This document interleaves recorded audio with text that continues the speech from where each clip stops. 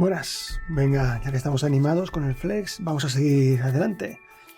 Vamos a ver los parámetros más importantes cuando estamos trabajando con el contenedor padre. Recordad que el contenedor padre se encarga de distribuir los hijos, ¿vale? Por todo su espacio. El Flex Direction lo que hace es determinar cómo se posiciona el eje principal. Es decir, el eje principal puede trabajar como columnas o como filas. Pero sobre todo, tened en cuenta que el Flex Direction lo que hace es determinar cómo trabaja el eje principal.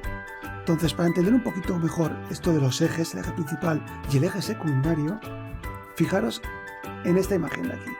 Mirad, el eje principal sería este y el eje secundario sería este. Nosotros lo que hacemos en Flex es distribuir los hijos a través de estos dos ejes. Es decir, si yo el eje principal lo tengo configurado como row, yo sé que cogerá toda esta horizontal. Si el eje principal lo tuviese como column, esto giraría y el eje principal pasaría a ser este y el secundario pasaría a ser este. Ojo con esto, que crea mucha confusión al principio.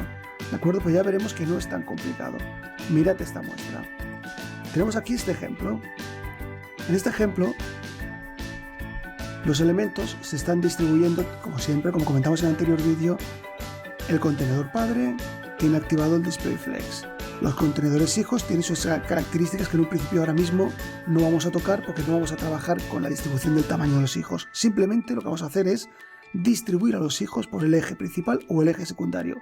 En este caso, como estamos trabajando con el Flex Direction, tenemos que tener muy claro que estamos trabajando sobre el eje principal. ¿De acuerdo? Pues bien, si yo le pongo column, el eje principal pasa a ir de arriba a abajo.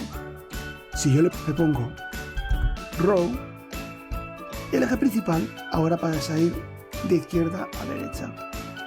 Ojo, en Flex las cosas no están ni a izquierda, ni a derecha, ni arriba, ni abajo. Como los elementos se distribuyen en un eje, sobre un eje, las cosas están al principio del eje, al final del eje o distribuidas o centradas en el eje. ¿De acuerdo?